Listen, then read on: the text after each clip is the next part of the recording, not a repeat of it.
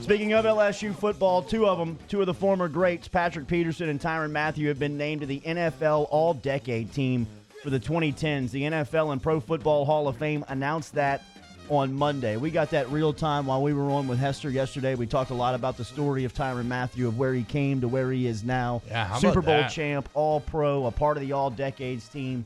Patrick Peterson, not so much a surprise. I mean, he's been consistent since he's been in high school, but two Tigers on this list. Cam Jordan was also there with Jahri Evans and Darren seeing Sproles. that, man.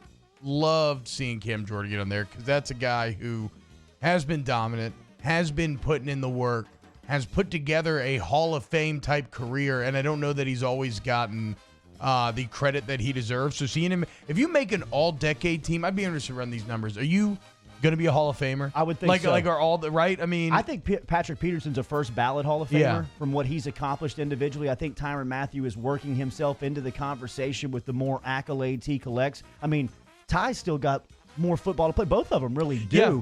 But, I mean, it No, seems Tyrann, he's kind of like at his peak right now. He's a bit of a controversial pick, but strike while the iron's hot. I mean, what he did, what he's overcome, injury-wise, the fact that he kind of, that he had to leave where he originally was and go to Houston, then end up in Kansas City, and he was the piece that put that defense over the top. Yes, his story's not yet written. Really, the disappointment for Saints fans, like I said, very happy with Cam Jordan for the fact that they chose.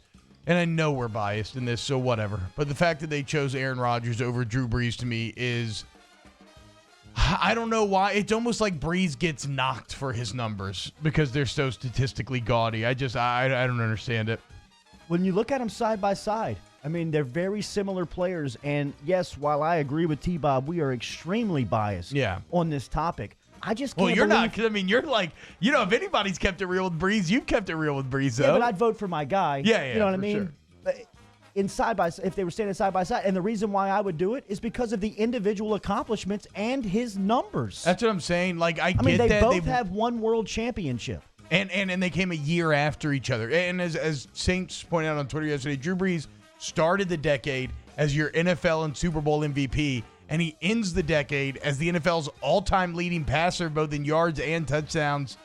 Is starting it? That's the problem, though. He in 2009 is when he won the he's Super Bowl. the opposite of time. But then Aaron Rodgers won it in 2010. Right. Is my problem. Right, so it's like, I feel you, though, because it's the opposite of the Tyrann Mathieu thing where his success was if you're looking at the decade, the decade started in 2010.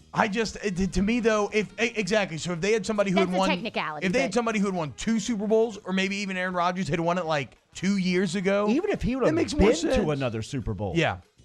I'd almost give him the pass. And that's the thing is that, for all of, and you could say that Aaron Rodgers has more regular season wins, and that is true. The Saints did miss the playoffs 4 times in that decade. But they have the same things. They have the same rings to show for it. Like, if you want to knock Drew Brees for losing these playoff games, you have to knock Aaron Rodgers the same way. Do you remember that game where they were killing the Seahawks and they somehow found a way to lose? I think it was at home too. So, I think that's bad. But I'd almost take it. He's the all-time leader in passing yards. I know, but he doesn't. They don't. They didn't even put him on the NFL top 100 list. I'm telling you, there's something about the numbers that it causes this weird. It's almost like when we dismiss these Big 12 quarterbacks that put up crazy numbers because whatever, it's a Big 12. The problem with that is this is the NFL, okay? And if you watch last night's game, the rebirth game, that's one of the things that stood out to me is like it's so hard to remain relevant for as long as Sean Payton and Drew Brees have offensively, and they've remained at that forefront. And so it's crazy to me. I am so happy to see Cam Jordan on that list, though. Me too. I would almost take Brees being left off if it meant keeping Jordan on. Yeah.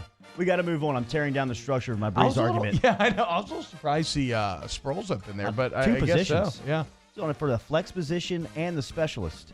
The NFL will be conducted in a virtual format with team personnel working from their homes, and a memo sent to all 32 teams on Monday. NFL Commissioner Roger Goodell outlined procedures for the April 23rd through 25th draft. The guidelines include no group gatherings. The ruling bars the Saints from operating out of an expansive space in the Dixie Brewery Company.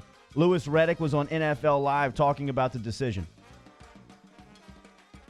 really the GMs are really going to be isolated in this situation, it sounds like, and they're going to be the ones who ultimately have to sit there and go, okay, this is the route we're going with it after getting all the information from the individuals.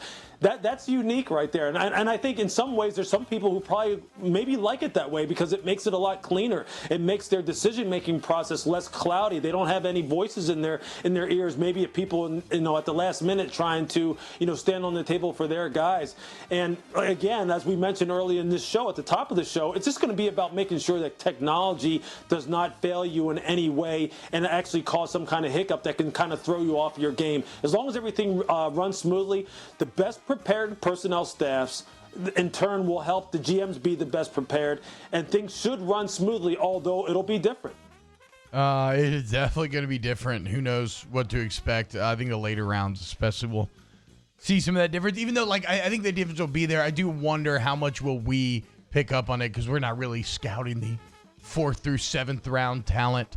By the way, that game that I mentioned earlier, not in Green Bay, that was in Seattle, in which Aaron Rodgers' Packers blew it. Golf's various organizers announced a revamped schedule for 2020 in hopes that the coronavirus pandemic will allow them to proceed later in the year, with the Masters being rescheduled from this week to November. The Open at Royal St. George's was canceled, but the PGA Championship was moved to August. The U.S. Open moved to September.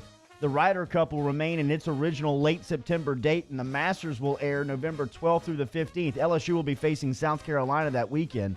I kind of like it. I hope it happens. I mean, I'm very skeptical on whether or not football is even going to happen at this point, but I hope that this happens because you're talking about playing the Masters in a 5-month span. You see 2 Masters champs crowned in a 5-month span, both November and in April. So hopefully it can play out like this to get sports back on the schedule. I'm not the biggest Masters guy. I tend to tune into the final round, but at this point, that is another thing that I guess jumped out to me last night is I feel like my natural defense mechanism has been to approach this whole sports wasteland with positivity and it's not a big deal and we're fine, we're gonna get through it. Last night definitely made me realize how much I've been actually missing sports. I've just built up this natural kind of calloused wall, and last night forced me to address a lot of the issues that I was suppressing in my brain. That brought this region. Sucks. I mean, that was like the first part of bringing the region back together was the dome coming. Yeah.